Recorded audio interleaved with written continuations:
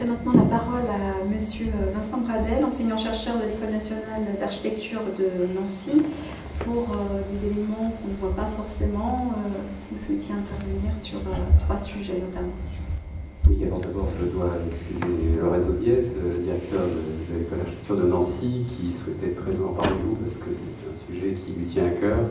De par aussi une belle relation qu'entretient dans la ville et l'école, et la convention récente qui a été passée entre les deux institutions.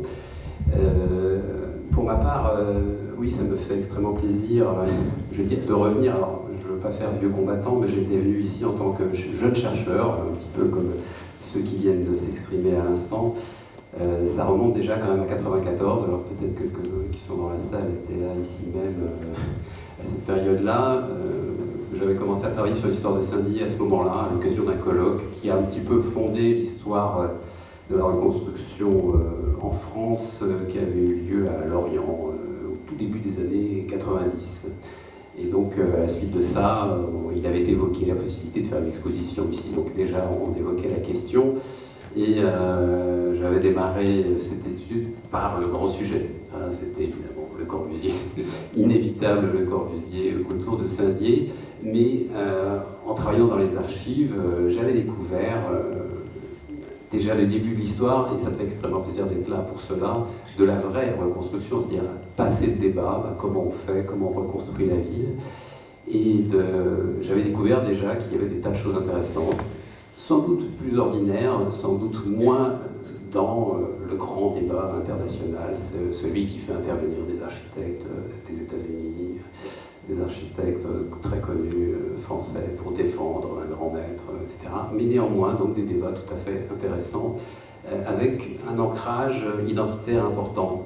Et c'est vrai que là, il a été rappelé qu'il y a des typologies similaires qu'on peut retrouver dans d'autres villes de France, dont Saint-Nazaire notamment a été cité. Néanmoins, je pense que cet ensemble, il est extrêmement intéressant par rapport à l'histoire de la ville et de Saint-Dié proprement dit, c'est-à-dire qu'il a une dimension identitaire. Ça n'est pas une typologie désincarnée qu'on est venu parachuter sur la ville.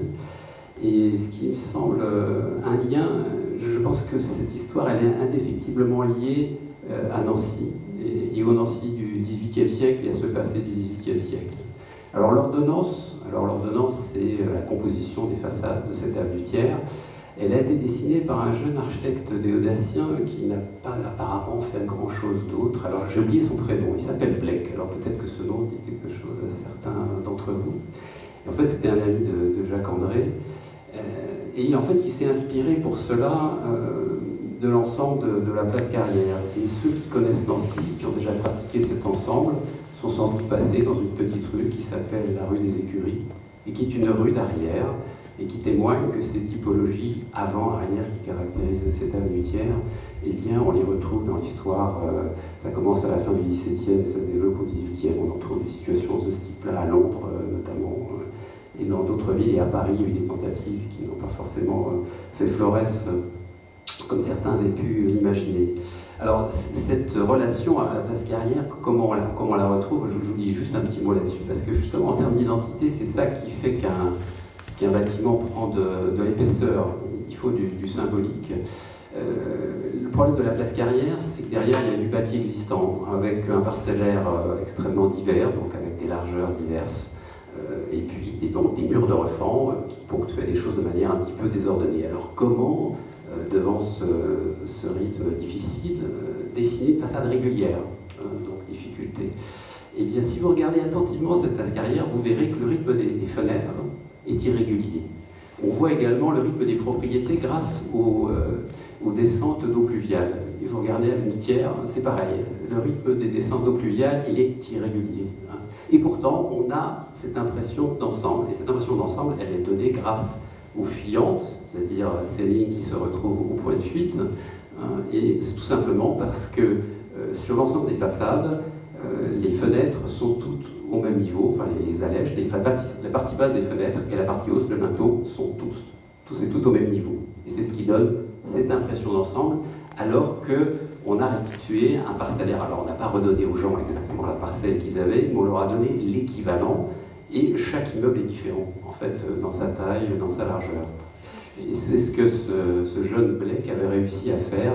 Et là, il y a un lien direct, vous voyez, avec une tradition autre, il y a un réancrage dans la première reconstruction de Saint-Dié. Donc je pense que là, il y a un vrai travail qui peut intéresser les habitants, justement pour s'approprier les choses.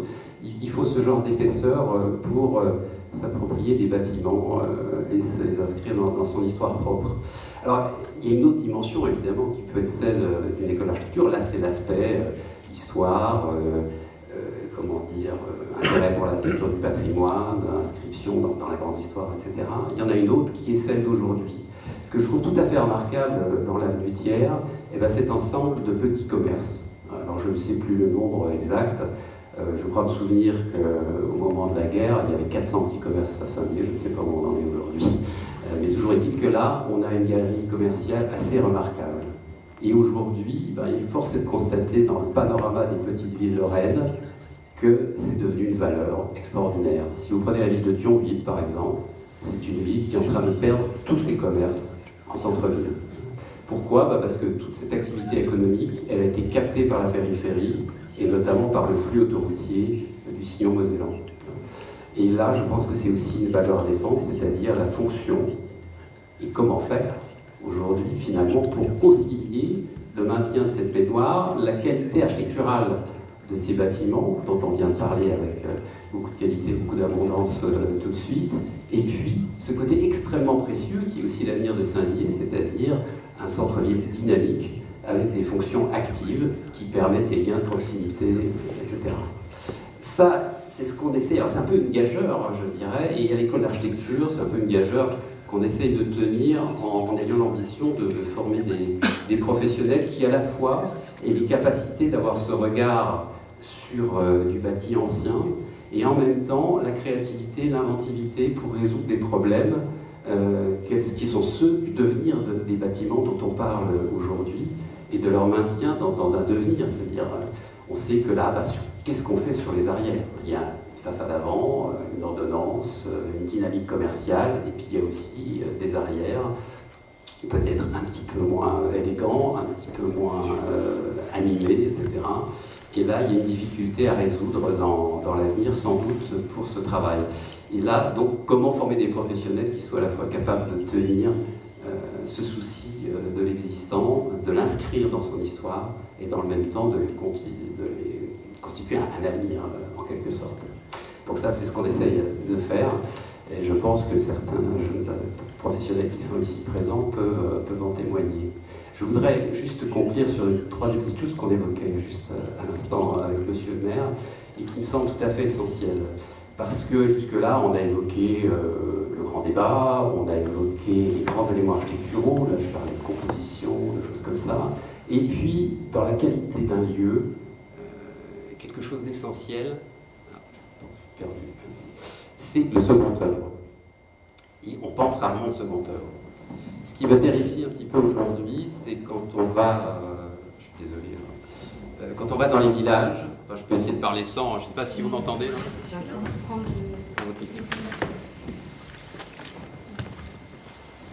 Ce que je trouve un peu terrible dans nombreux villages aujourd'hui, c'est de voir le triomphe des fabricants de portes, par exemple, sur catalogue. Des portes sans imagination, souvent en PVC, donc des matériaux qui ne sont pas très nobles, et qui font disparaître, qui plus est, souvent des portes anciennes, de très très grande qualité, des bois anciens, enfin des choses qui ont une valeur irremplaçable.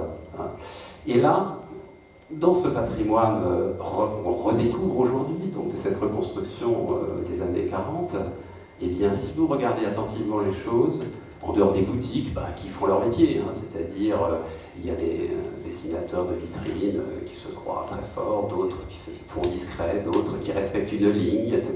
Et bien vous découvrez les portes d'entrée de ces immeubles, et vous verrez qu'elles sont toutes différentes. Elles sont encore d'une qualité de menuiserie assez exceptionnelle, et qui plus est, elles sont vitrées, et ces vitrages sont protégés par des ferronneries. Et ces ferronneries, alors peut-être qu'on ne peut pas y trouver les qualités de certaines ferronneries du XVIIIe, bien évidemment, mais elles ont aussi une inventivité et une vraie qualité, et qui date et qui ancre ces bâtiments dans le temps. Et cette qualité-là, c'est aussi une des grandes qualités de cet ensemble. Il y a un second œuvre, et ce second œuvre, il faut aussi le respecter. Alors la grande difficulté de tout ça, et ben, c'est de trouver les moyens techniques, économiques, de savoir-faire, de construire leur devenir et leur pérennité. Et ça, c'est un travail qui concerne notamment les gens du CAUE. Je sais qu'en Meurthe-et-Moselle, les gens se sont engagés justement pour encourager de jeunes artisans, de jeunes ouvriers à apprendre des techniques leur permettant de restaurer des portes anciennes. Voilà, donc c'est un dernier détail, mais je pense que ça va juste dans ce détail.